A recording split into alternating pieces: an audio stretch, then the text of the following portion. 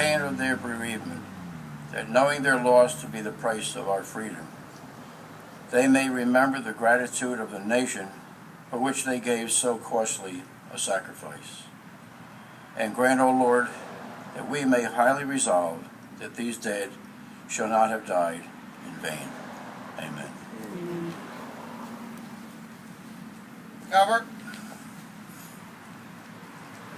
at this time I'd like to recognize some surviving members of the families of the Pearl Harbor, survivors of Pearl Harbor. With us today, we have, he was in the Army 25th Infantry at Schofield Barracks. His name was Clifford Smith. We have with us today his two sons, Bill Smith and Mark Smith. Okay. We also have with us today Ev Capra's son.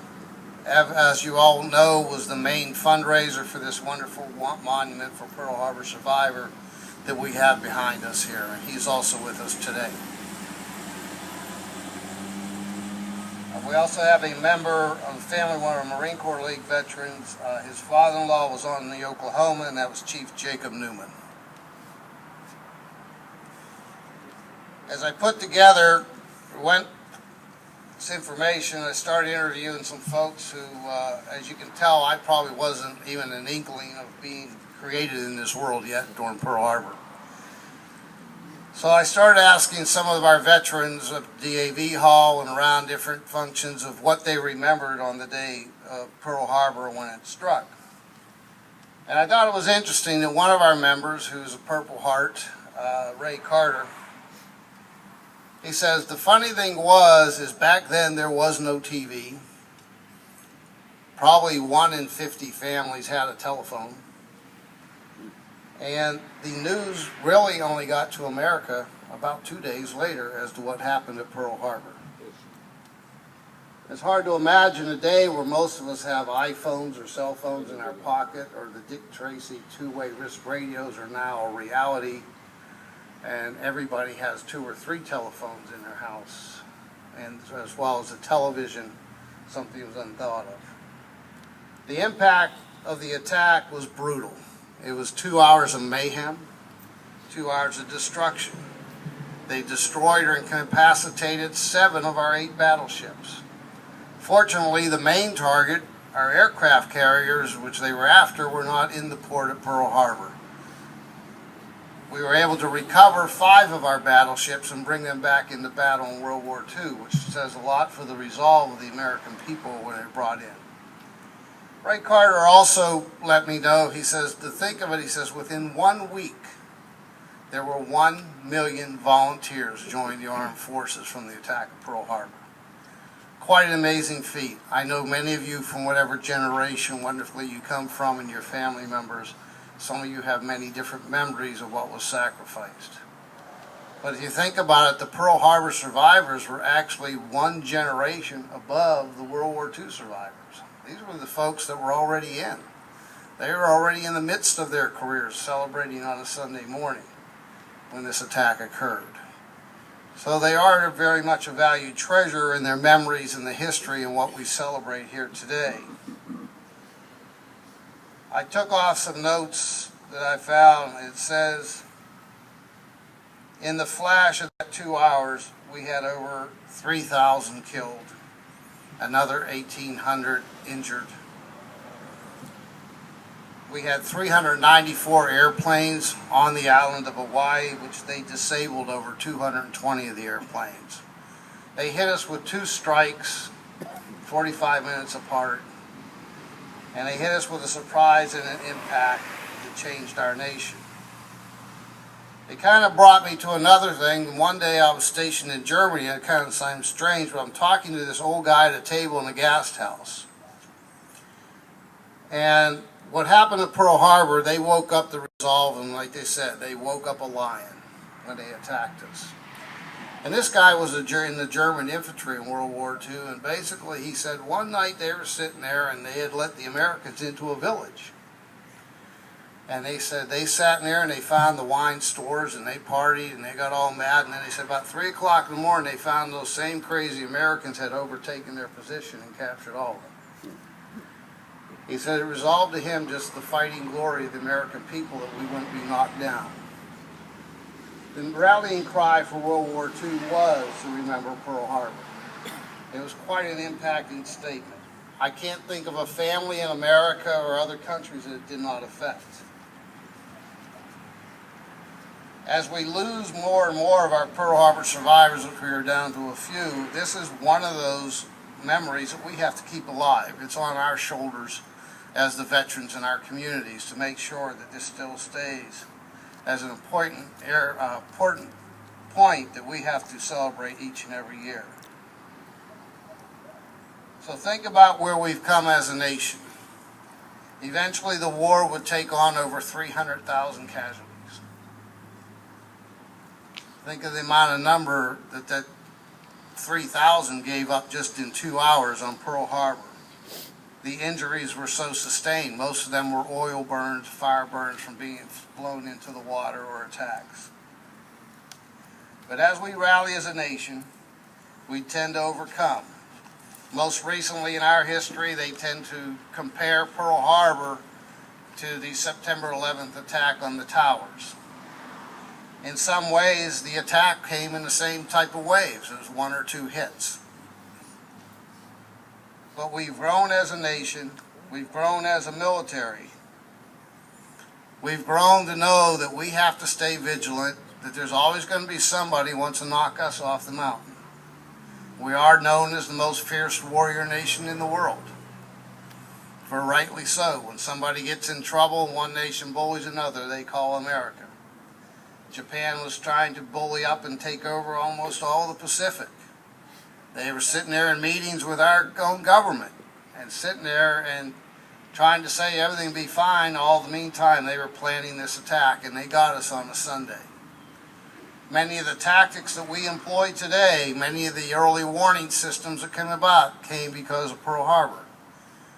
We had some gaps in our early warning systems that was the way that attack came in. So we have to remain vigilant. But most of all, we have to remain thankful for those that were there, those that served, those that responded and were able to overcome it. We're thankful for those that came back and were able to have families and then become veterans of other wars and to raise it. I only can say, in my generation, I only got to talk to these folks when they were willing to tell their stories. I know some of you have lived with your surviving parents who were there.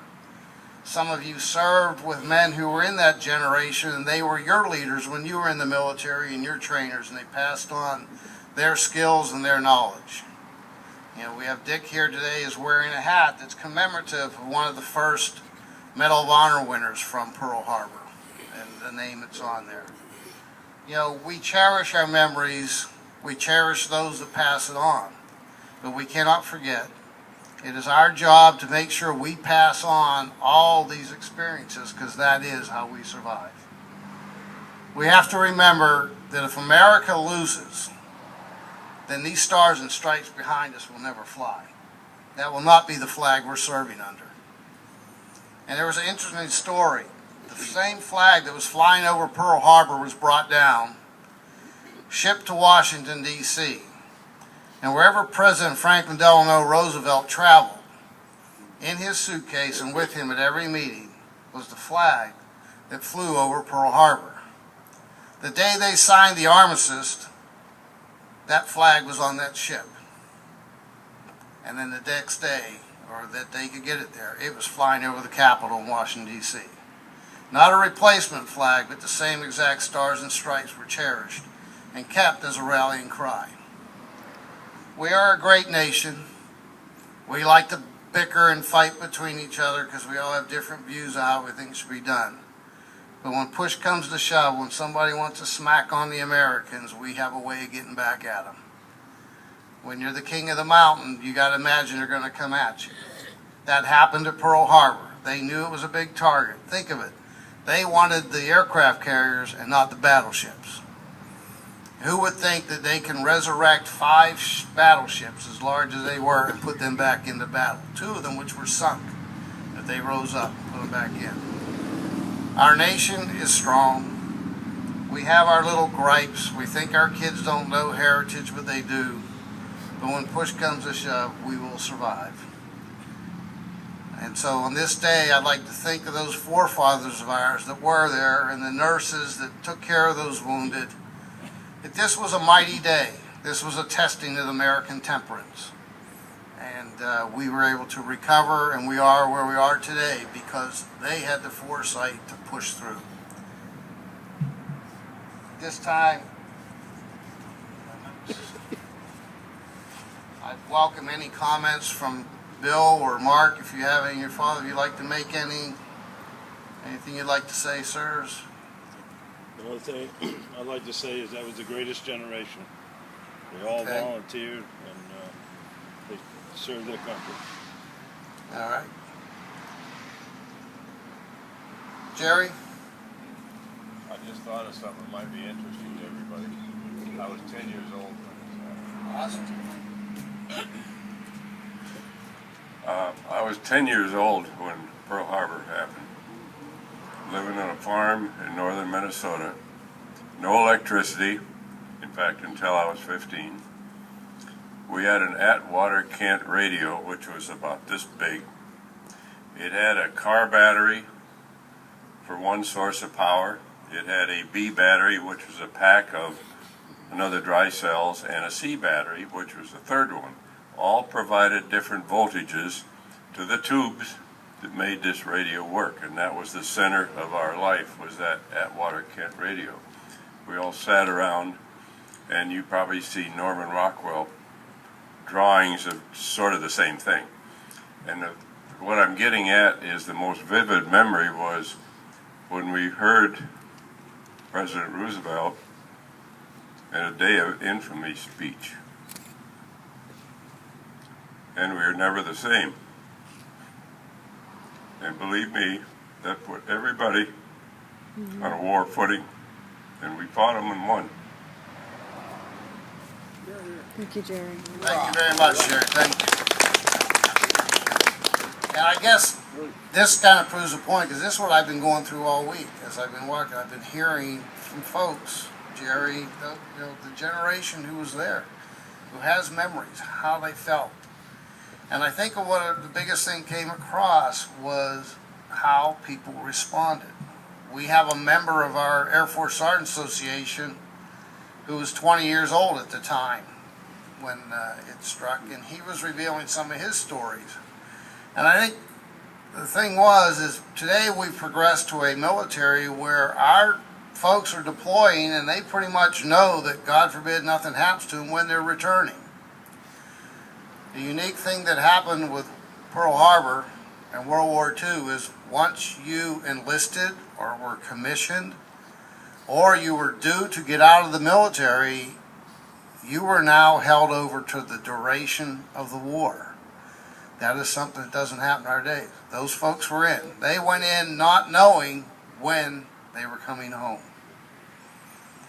And again, it does mark for a great generation with a strong resolve. The world's a better part of it because of our veterans. And at this time, we're going to go ahead and, if I have anybody else have any other comments they'd like to add. What we're going to do now is move on with the rest of our program. And what we're going to do is we're going to proceed down to the river, where we're going to have a flower presentation. Our wonderful Marine Corps League is going to present us with our rifle salute. We have the taps. We're going to close out the memory of this knowing that we've paid homage to our great veterans of Pearl Harbor, their families, their survivors. Thank you. Color guard, attention! Port arms! Left face! Forward, move!